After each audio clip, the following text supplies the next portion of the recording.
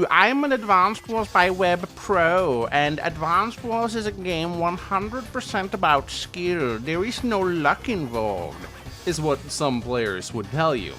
But what if I told you that this is a match that was decided 100% by a single luck roll? No, I'm not joking. This match, which I'm about to show you right now, basically came down to a coin flip. Now, of course, that's not to say that skill did not impact this battle whatsoever, but at the end of the day, it came down to a single coin flip, and the ending was quite spectacular. So this is another game from the tournament that I'm currently playing, the Mixed Base Open Challenge, hosted by I think that's how you pronounce the name. I think I'm starting to get the hang of it now. Yeah, as you guys know, I lost my last game versus Humpelmann, so I will continue to be playing in this tournament, but I will be facing lower rated players. And my opponent in this particular round is named TMI 489. He is a lower rated player than me, actually, and he mains... He's a Colin main.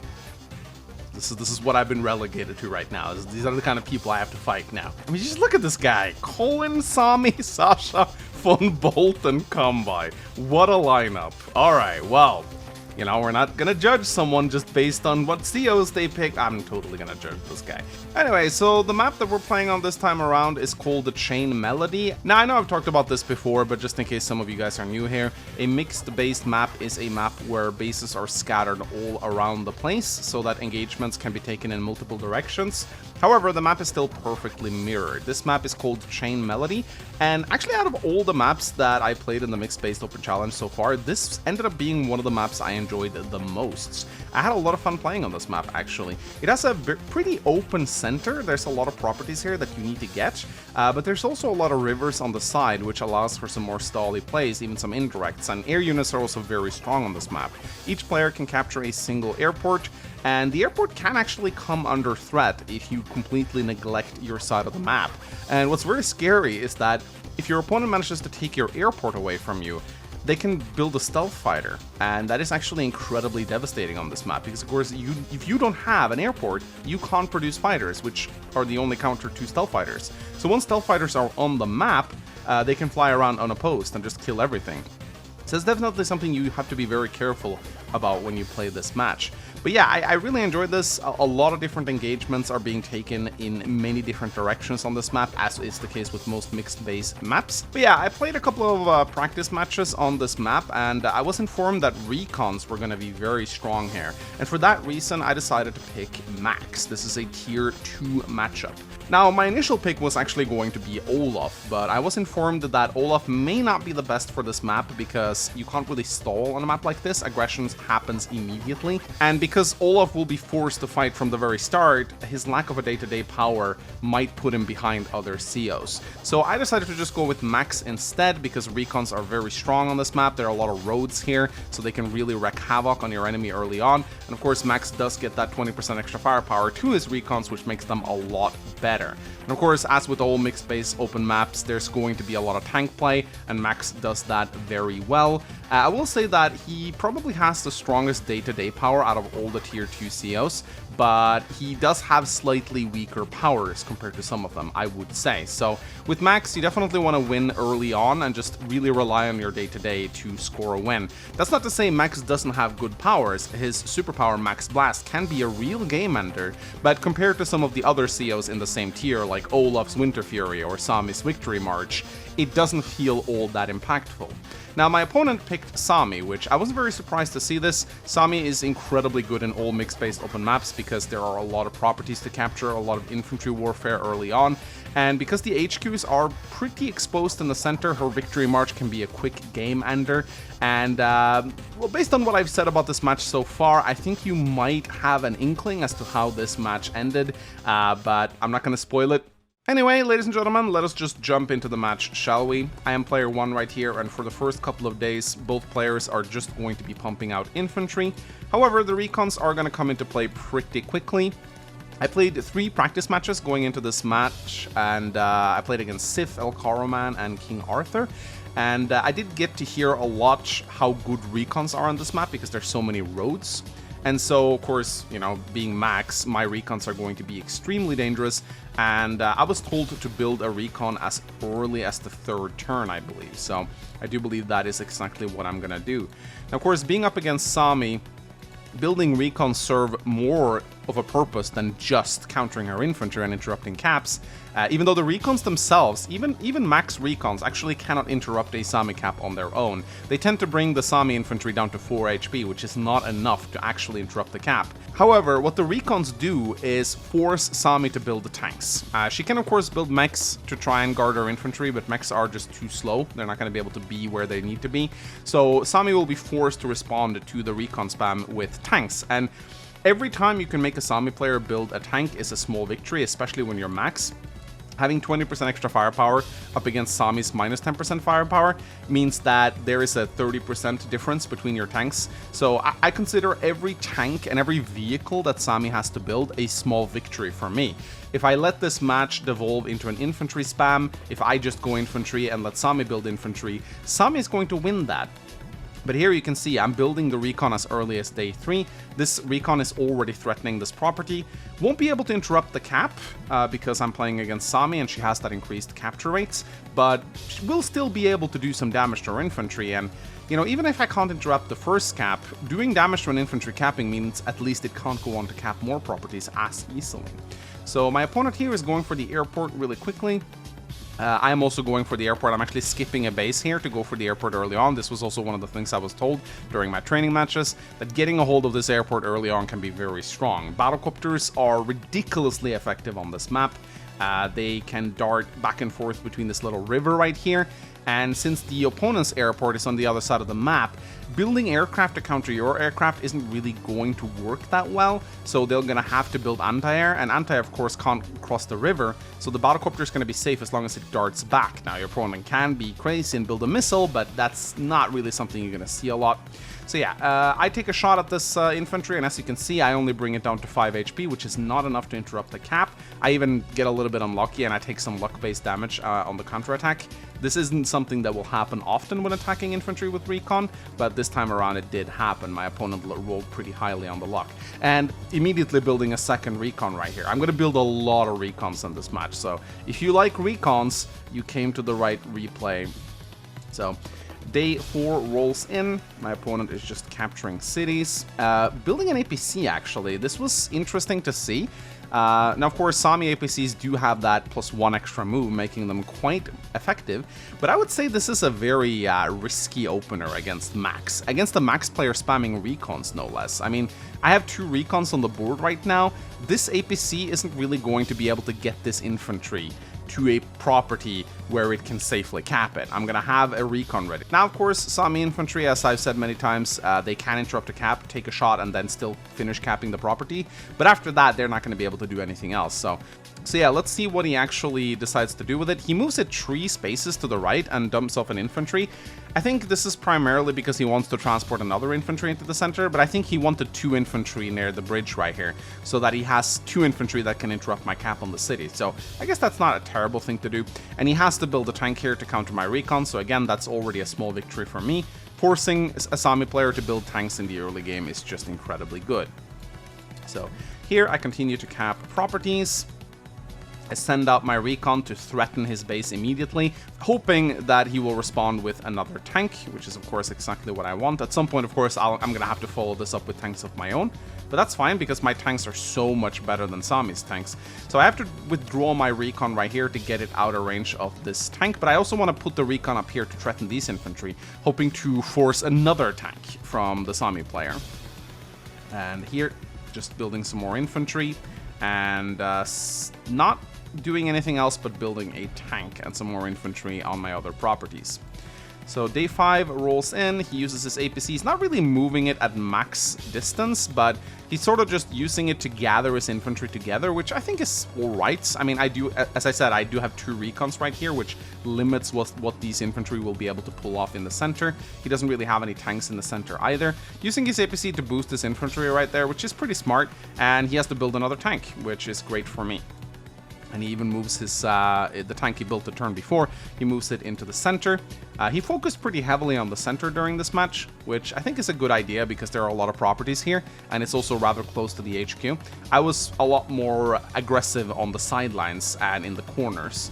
So I wanted to kind of try and get a property lead because, of course, at some point Sami's going to pop Victory March and she's going to get like 5 properties from that. There's almost nothing you can do to stop that.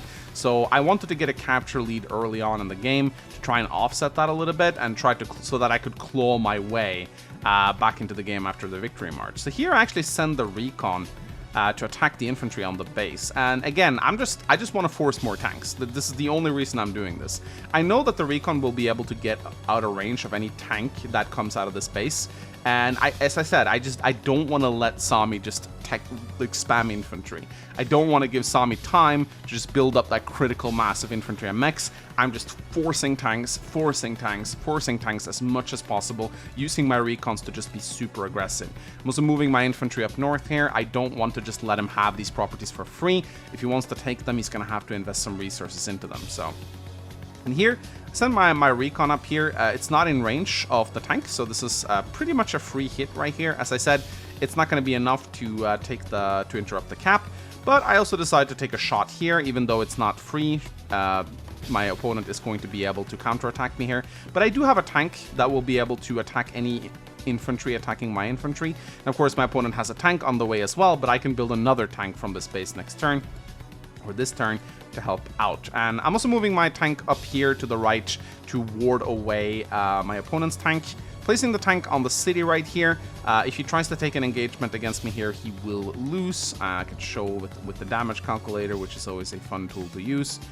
You can see right here that if Sami attempts to attack my tank on the city, she will actually take as much damage back as she deals to me on the first strike. So this is not a good engagement for Sami.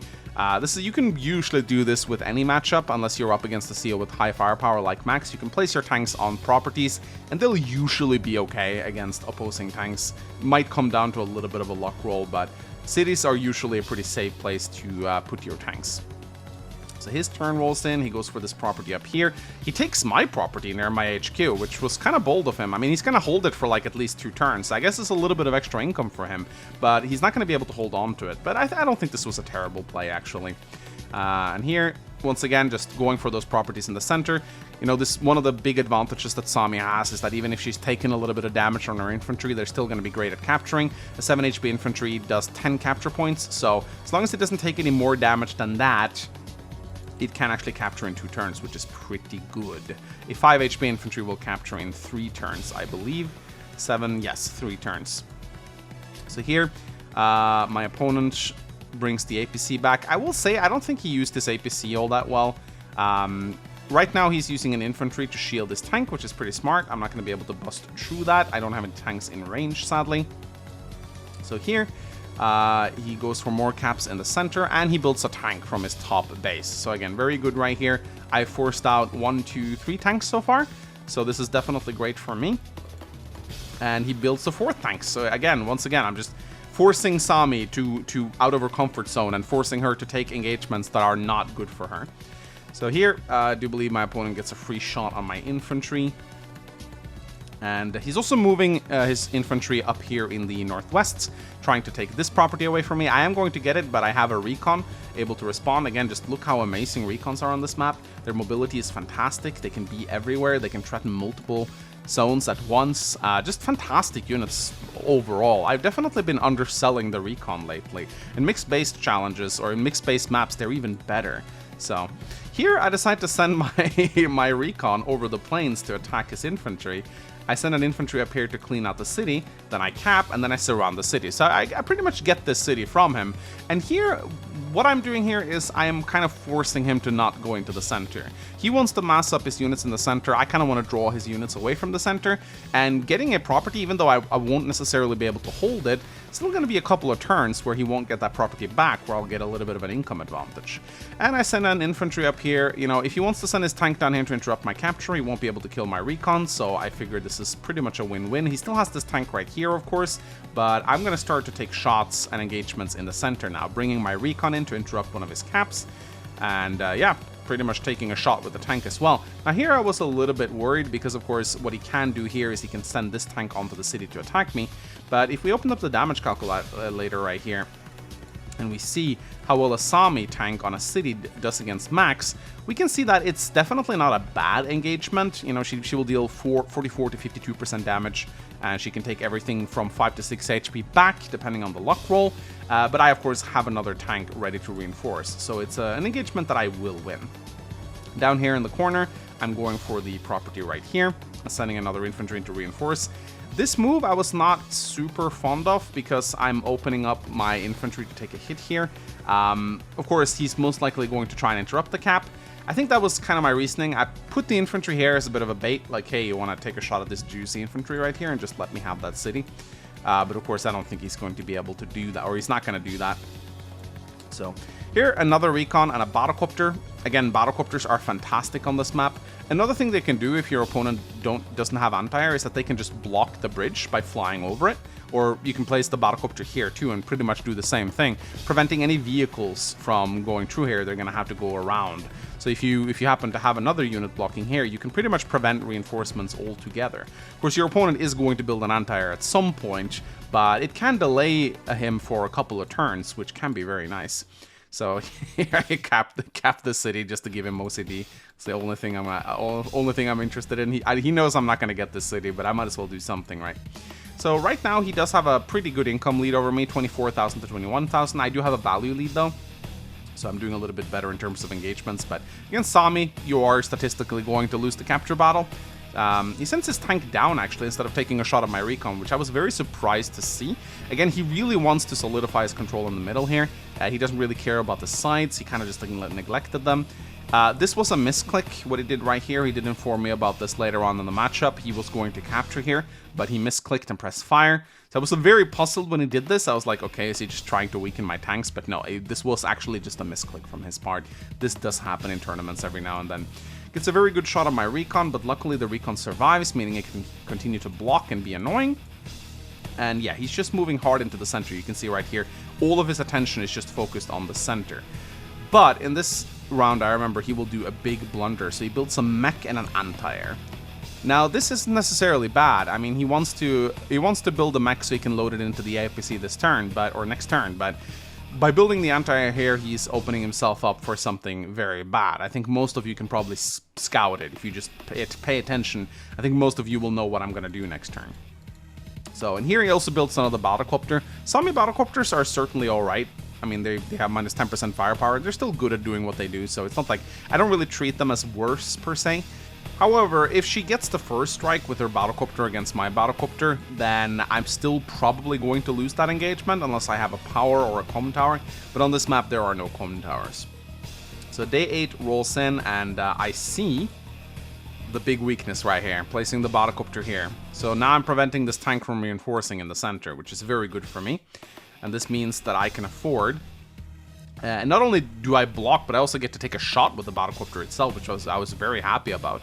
This recon comes up north, takes out an infantry. Again, can't really do anything against those recons.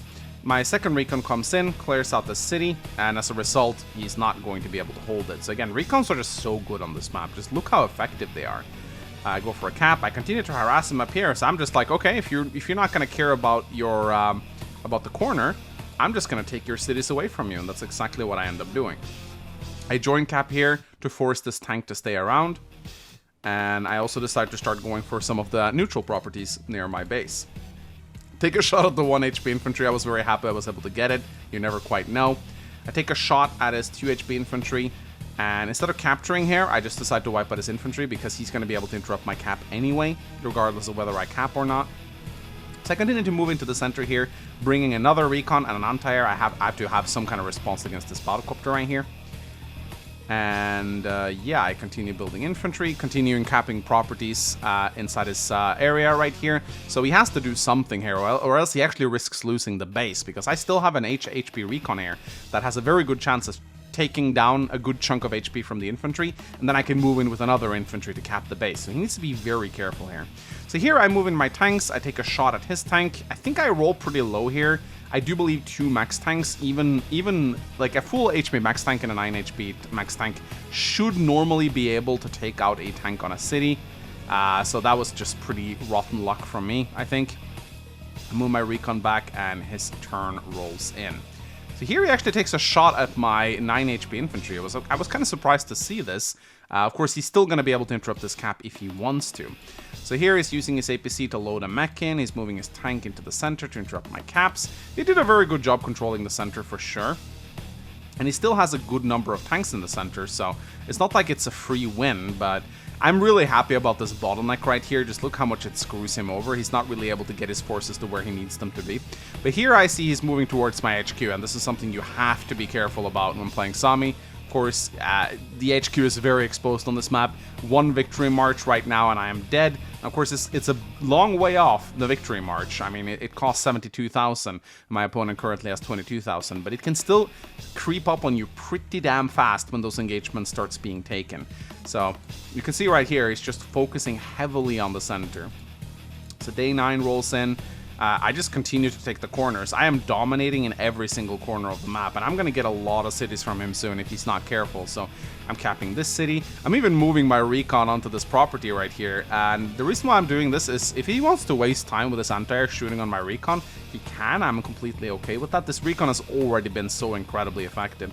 I interrupt his capture down here, sending a recon down into the corner to clear away these infantry, and joining my units together. I figured he would probably be able to interrupt this cap anyway. I'm going to check the damage here. So, yeah, I mean, unless he rolls literally the lowest of the low on luck, he's probably not failing this. 58 to 66 against a 6 HP infantry. Yeah, if this infantry is above 6, somewhere between 6 and 7, and he rolls very low, there's a chance he might not get it. But I was gambling here. I figured I might as well try something, right? So here, I'm moving my tanks up here, gathering them together. I'm going to have my power soon. And here, I decide to go for a bit of a risky move. So the safe bet would probably be to just move my battlecopter away, because there is an anti-air here. But I get a bit of an idea here. So I take a shot with my battlecopter, move in with my 8 HP tank, and use my 9 HP tank to strike his anti-air, putting it down to 3 HP. And at this point, especially considering it is a Sami anti-air, you can see a 3 HP Sami anti-air against a full HP max battlecopter does around 3 HP of damage to the battlecopter, putting it down to 7 HP. So it's still a strong battlecopter, so I've effectively neutralized this anti-air right now. And I also have a power stored up. I put my 1 HP infantry here just to be annoying.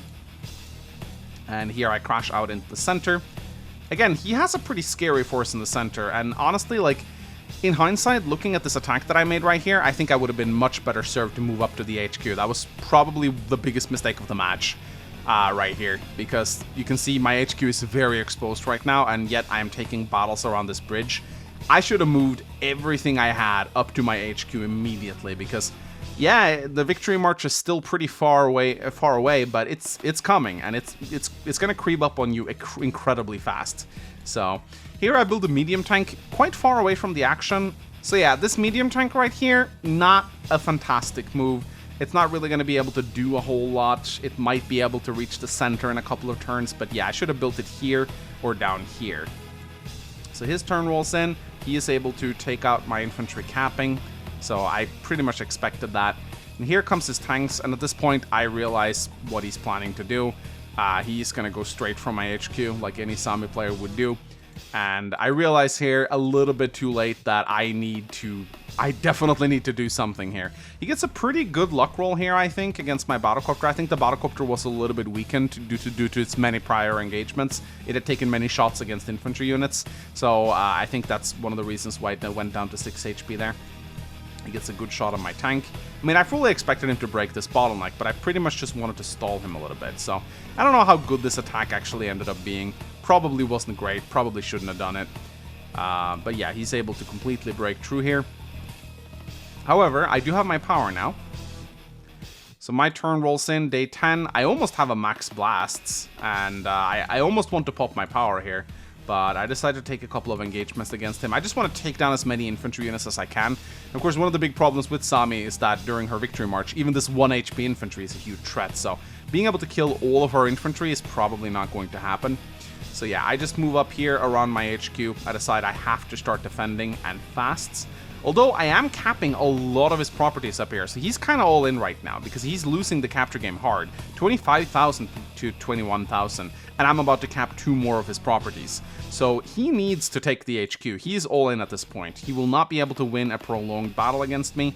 So it's all going to come down to these next few turns, and this medium tank certainly isn't going to reach anything to be important. So here I build a bomber. I figure it's the best thing I can do right here. So as you can see right here, a full HP max bomber usually will bring a Sami infantry capping an HQ down to 2 HP. Of course, if Sami has popped her power, that means it's going to be a little bit less than that. So, but I figured a bomber was the best response here, and I just build infantry on my other bases. So here I actually thought I was dead. Here I thought that he would easily be able to kill my infantry and get victory march. But instead, he actually pops double time, which I was very surprised to see. But it actually ended up being a pretty good move because he enjoyed a lot of extra movement on his infantry units, and also he gets that universal 10% damage and defense to all of his other troops, which definitely helps him a lot in this attack right here. So I think this was a pretty good move overall. So here, you know, he is focusing everything he has on my HQ. The infantry comes in, he blocks the infantry too, pretty smart. He even has an anti-air right there, which is able to take down one of my infantry. And thanks to the power increase, they're able to kill them on planes. And yeah, he is just sacking everything he has, throwing it against my HQ right now. He knows this is the one chance that he has to win this match. If this attack fails, he might as well just resign, because I am heavily ahead of him in income. But here comes the max blasts. Boosha! That is a 60% increase in firepower, I believe. 2 movement to all my vehicles. Let's see if I'm able to do anything here. The battlecopter comes in, shoots on the infantry. I move my infantry through the river, and now his infantry capping the HQ is exposed.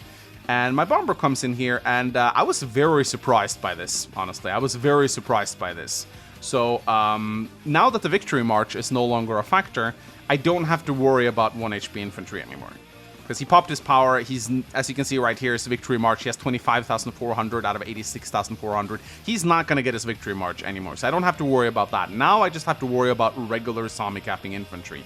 And I fully expected this bomber to kill this infantry, but it didn't for some reason. And that really surprised me. So checking the damage calculator right here, if we apply max blasts, we can actually see that it only deals 88 to 92% damage, which is really strange.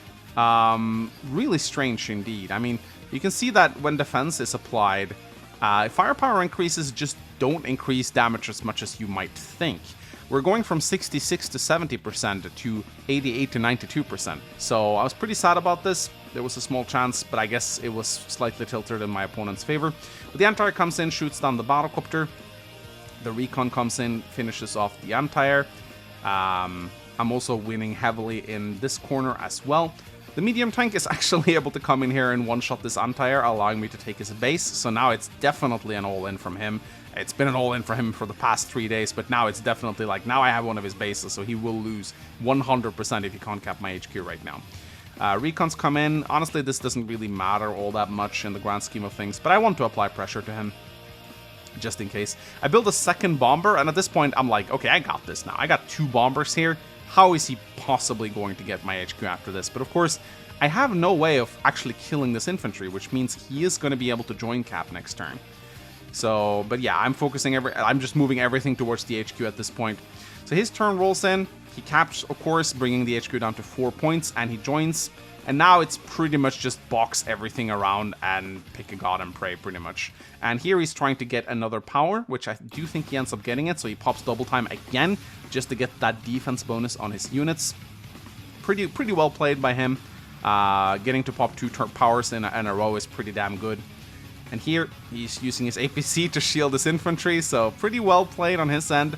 But I have a lot of units that might be able to do something here, so let's see how the next turn goes. So he comes in with another anti-air. He's just putting everything up into the center right now.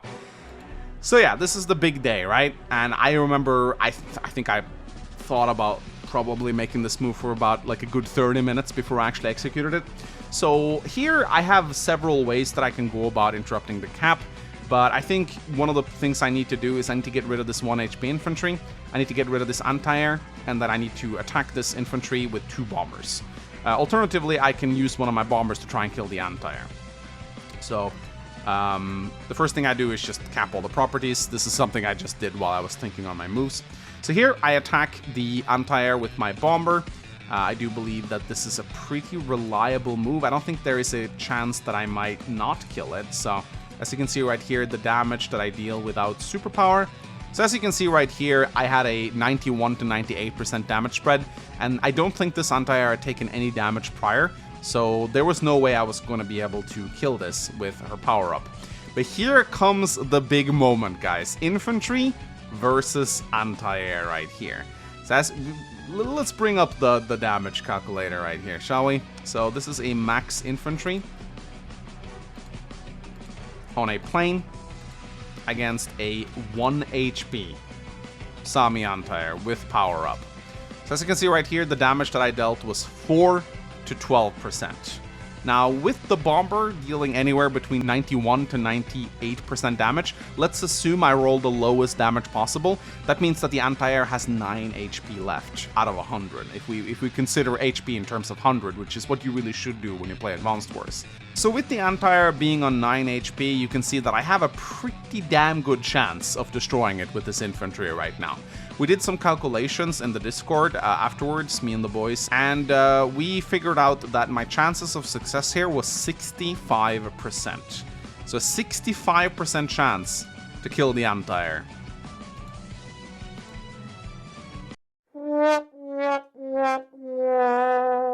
I did not kill the anti-air. As a result, there was nothing I could do. I had to obviously use my initial bomber to attack the infantry, but with no follow-up, there was no chance. Look, he even built a pipe runner. This rude man built a pipe runner. He knew. And I actually am able to take out the anti-air with the recon, but at this point, I have no follow-up. So I just built a pipe runner myself, which is not even able to interrupt the HQ cap because I'm max. And then I resign. So yeah, that's how sometimes a single match can come down to one RNG roll. If I had just dealt a little bit of extra damage to that anti-air, I could have moved in and interrupted the cap. But I didn't, so I lost the match. But I will not say that RNG was the reason why I lost this. The reason why I lost this match was I didn't recognize the HQ attack soon enough. I should have started moving my units towards my HQ much quicker than I actually did. Kind of forgot who I was playing there for a moment. When you're up against a Sami player in a mixed base open challenge, then they're gonna try to rush your HQ at some point. It is almost inevitable. But in this case, he actually ended up winning without even popping his superpower. So that was actually pretty well played by him. And I'm not sad about this loss. I think it was pretty justified and pretty well played by my opponents. So yeah, watch your HQ. That's the lesson I'm going to take away from this battle. And roll high on luck. Just be lucky, man. That's my advice to you. Just be more lucky. Anyway, ladies and gentlemen, hope you guys enjoyed this match. And I'll be sure to cast the next one I play as well. I do believe you keep playing for a while in the Mixed Base Open Challenge, even though you get knocked out. So, but I do believe it should be closing in on the finale match soon, though. So, ladies and gentlemen, my name is Mangs. I will see you guys next time. Bye-bye.